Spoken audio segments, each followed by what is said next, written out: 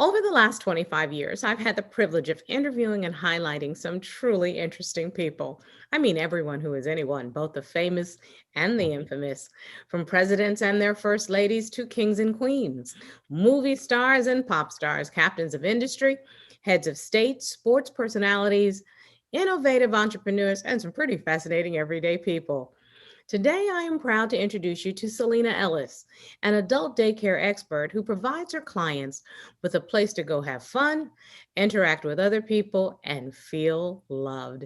Selina, when I saw that we were going to get together today, I was so excited because I'm a part of that sandwich generation. I have a child who is a teenager, and then I have elderly parents. My father is in Maryland with my sister and her family. So adult daycare is extremely fascinating to me. Tell me, how did you get your start in adult daycare services? Yes, sir. Thank you so much for having me today.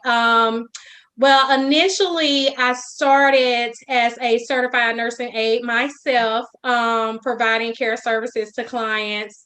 I decided to do a home health care service. I started that in 2011, which allows you to send CNAs into the homes to provide personal support services in the privacy of their home, such as bathing, grooming, assisting with things of that sort. So that is the main reason why I started the adult daycare, to do a transition so we can do home care and you can still go outside the home and get the same care and activities and that socialization that you cannot get just being in the home. I So love the whole concept of people being able to still get a whole sense of community. So do me a favor, tell me how the setup is for adult daycare. well, the way adult daycare is set up is that, for instance, my centers are open from 6 a.m., 6 p.m., Monday through Friday. Most daycares are open during the weekday, but there may be some that opens on the weekend as well.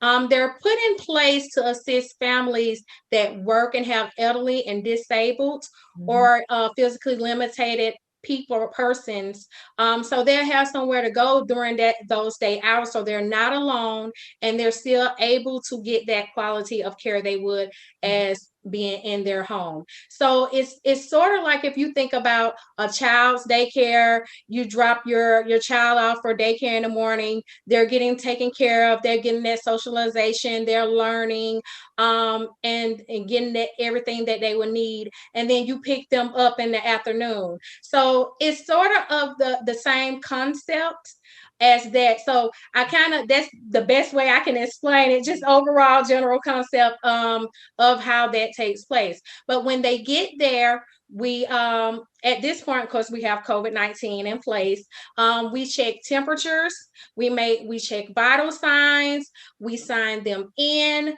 and then they have breakfast, they have morning exercises.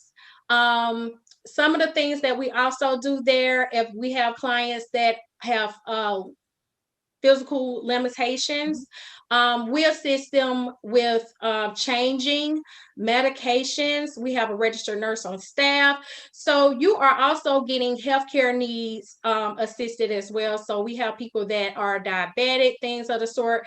We have total care clients. So everybody would benefit from an adult daycare service. So, and even if you don't have any of these, you're more than welcome. We take 18 and up to come just for daily activities, just normal daily activities. Bingo. We have casino rooms, spa rooms, salon and barber is inside. We have a theater inside the center, and exercise room. So it's so much things, so much for you to do there, and it's such a wonderful place, and it gives the clients another home, so it's like a home away from home. Everybody is so family oriented, down to the employees. We treat everybody as family, so it's a very family oriented facility. Adult daycares are amazing. I love what I do. I encourage more people to, hey, this is something that we need in the community. So I do plan to expand soon, but I am one person, so I'm gonna do as much as I can do. And of course, inspire others to do it as well. That is so wonderful. Selina, before we even get into the COVID pandemic and how it's affected the care you give, why don't we just talk about some of the challenges you face every day just as a healthcare service provider? Yes. Many of the challenges I have is, I see a lot of clients that is in need of these type services. They're not aware that these services exist. A lot of them may stay in rural areas, so they're not able to receive services such as adult daycare because they don't have that in their area. So those are some of the challenges as a provider that I face, because I want to reach out and I want to help everyone. So that's one of the things I want to work on, just definitely trying to expand as much as I can to reach some of those rural areas, help some of those clients and their caretakers and families to know that, hey, this service is out here, this does exist. I think, that would help, narrow down some of, our elderly and disabled persons, physically limited persons being at home alone, because caretakers, a lot of people have to work, and they need that outside, like I said, socialization that actually helps them, and it keeps their spirits up. So that's one of the challenges, not being able to reach everyone that really is in need of help, that they just don't know. They don't know about the services. They don't know they exist. So that kind of breaks my heart. But me as a provider, I'm going to do whatever I can. Anybody that needs help, need adult day services, they're more than welcome to call us, and we more than welcome to take anybody in that needs help and assist anybody that we can, because we love everything that we do. So that is, like I said, one of the biggest challenges as a healthcare provider. Of course, you want to help everybody. Yes, indeed. And then, as we mentioned, the COVID pandemic has truly affected every industry. And I can imagine your industry in particular, Yes. because the elderly are particularly vulnerable. So, share with me how the COVID pandemic has affected the care that you can give your clients. Of course, a lot of clients that comes to adult day facilities, they are medically compromised. So those clients do have some sort of underlying health conditions. So it puts them more at risk to COVID-19 exposure, and may tend to get sick. So it has limited the attendance, and it has discouraged a lot of families, of course, to not come out for that socialization, because you are coming in contact with more people, which could expose you. However, we still had, a lot of clients that did have to come because they had caretakers or family members that did have to still work during these trying times. And we were there to support them 100%. We went by CDC guidelines, state rules and regulations with the facility the entire time. Thank God we had no one at the facility that contracted COVID-19. We did all our social distancing the way we supposed to have done. We educated our clients as well as family members, as well as employees during this time. And everything was great. We survived this pandemic. The attendance of the adult daycare is, coming back along now, so some sort of normalcy, as the country does as well. We're still trying to deal with COVID-19. So, let's do some practical stuff. How do you juggle the responsibilities of business management with the day-to-day aspects of patient care, as well as ensure that the facility is in compliance with all of the applicable regulations?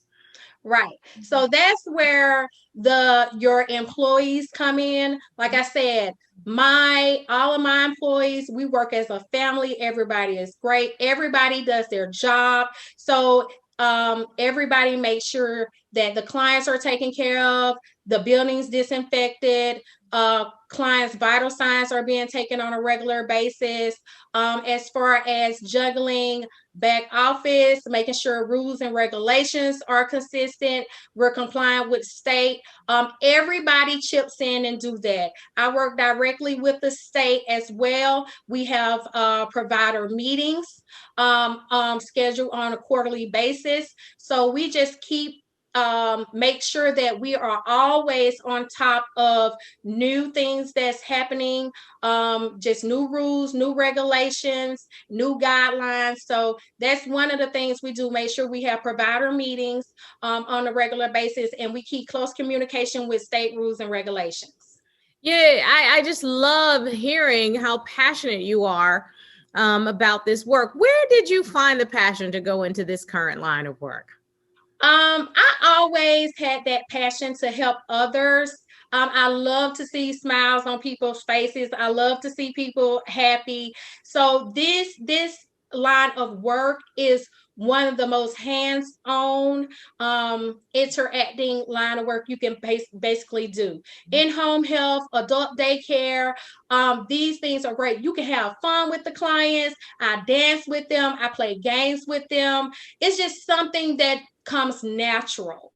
I can tell that, and it's so genuine. And I can tell you, my late grandmother, at 99 years old, passed away. She had a beautifully wonderful life, but at the end of her life, my aunt, who was her primary caregiver, needed some assistance. And having that home care worker there, she became a real part of our family. And I just knowing that there was somebody there to provide an extra set of hands and make my grandmother's beautiful transition one that was as beautiful as her life here on earth. And obviously, although we miss her tremendously, we know that she was very well cared for in a home environment surrounded by love. And so I just want to thank you on behalf of families who have benefited from those services. So Selina, what do you think is the most important part of what you do and why?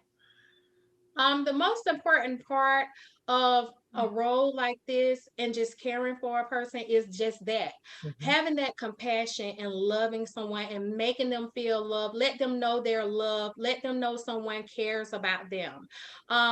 That feeling is the most rewarding feeling that you can have and you can give someone.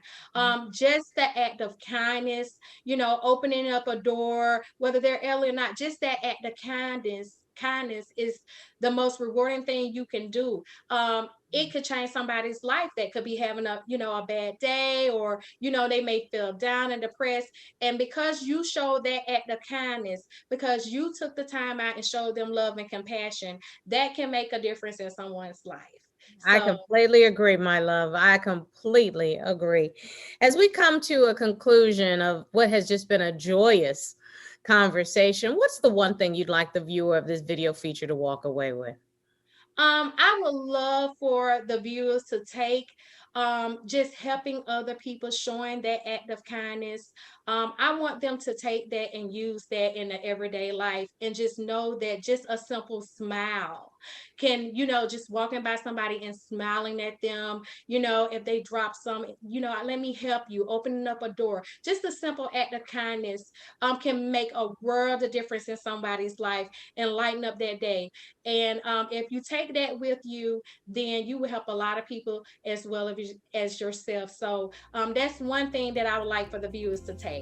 Thank you so very much, Selina. What a joyous and wonderful way to start, end, or be in the middle of your day, just to know that there are people out there like you who have a passion for giving back to others and showing them that a community of love is exactly what we all need. So thank you. Thank you very much. Thank you so much, Star. I really appreciate it. Your time. Thank you so much.